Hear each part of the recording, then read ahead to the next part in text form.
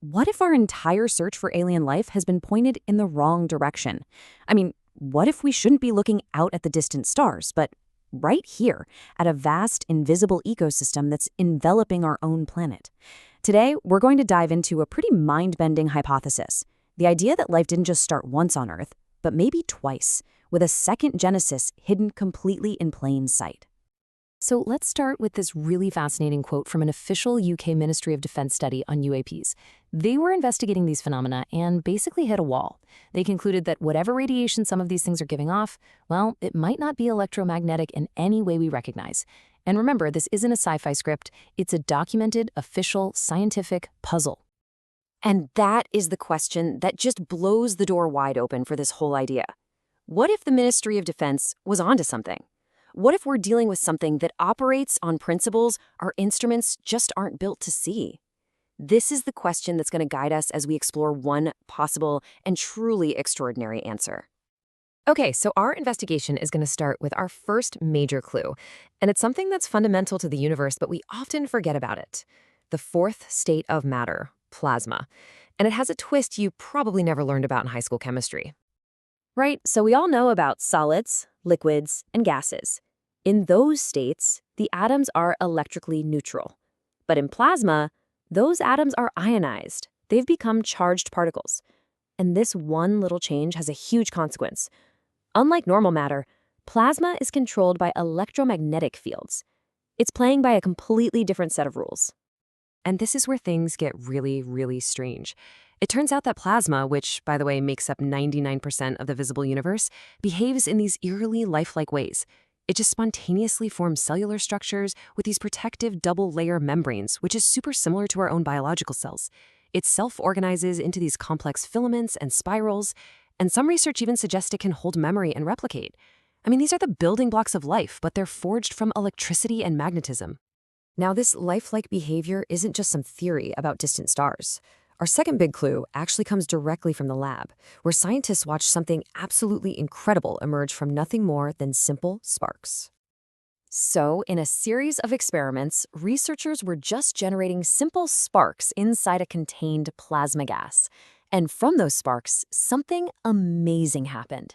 These stable, spherical bodies just formed on their own. And they weren't just random blobs of energy. They had internal structures, and they behaved in ways that were shockingly similar to primitive, single-celled organisms. The scientists actually called these structures minimal plasma cells. They have a nucleus, a boundary, and they do the basic things life does. They acquire energy, they exchange matter with their environment, and they even replicate by dividing.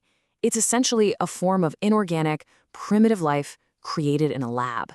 And that, of course, leads to the big question. If it can happen in a test tube, could it happen in nature?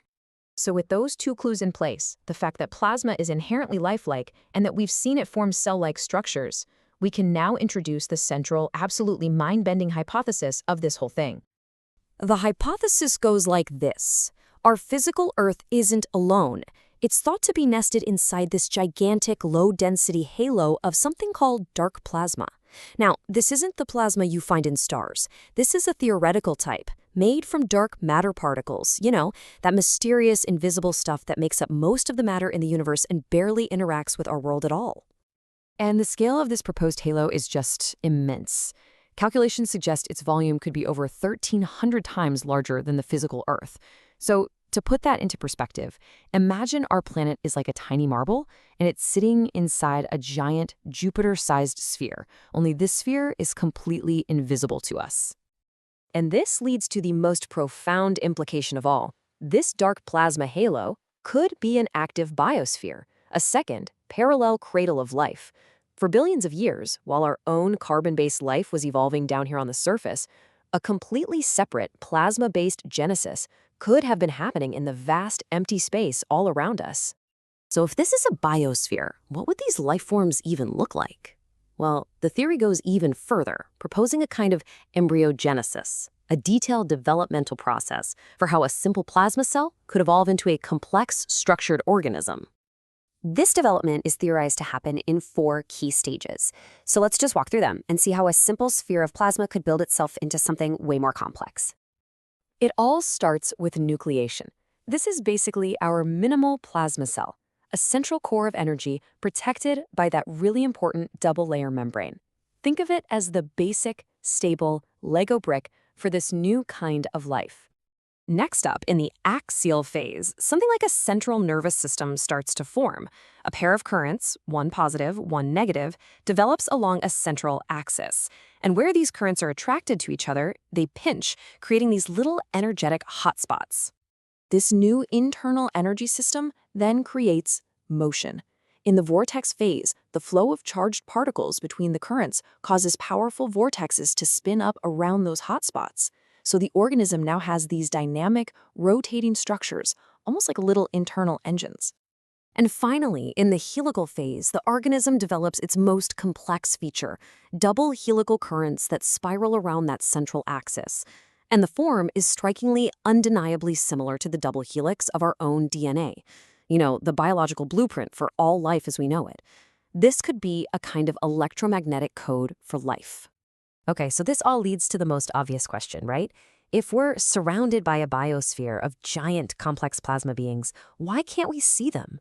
Why haven't our satellites just bumped into one? The theory actually offers a two-part answer. First, it proposes that their native state, their primary radiation, is dark. It's made of these theoretical particles called dark photons that would just pass right through our world and all our instruments without leaving a trace. But there's a second possibility, detecting their indirect or secondary radiation. And this is the key. If one of these dark plasma beings were to actually dip down into our atmosphere, its particles would start colliding with our air molecules, and those collisions would energize our atmosphere, causing it to glow or to heat up or to emit microwaves. Suddenly, the invisible becomes visible. And this gives us a potential, though definitely speculative, explanation for some of those officially documented but unexplained phenomena. The weird radar tracks, the strange patches of superheated air, the bizarre visual sightings. So this hypothesis doesn't just offer an explanation for mysteries of the past, it really proposes a radical new direction for science. It's asking us to completely reframe our entire search for life in the universe. Now, it's really important to keep all this in perspective. The theory itself predicts that any actual encounters between our world and theirs would be extremely rare. This isn't a theory about some kind of invasion. It's about a vast, ancient, and almost entirely separate ecosystem that only very, very rarely happens to intersect with our own little corner of the world.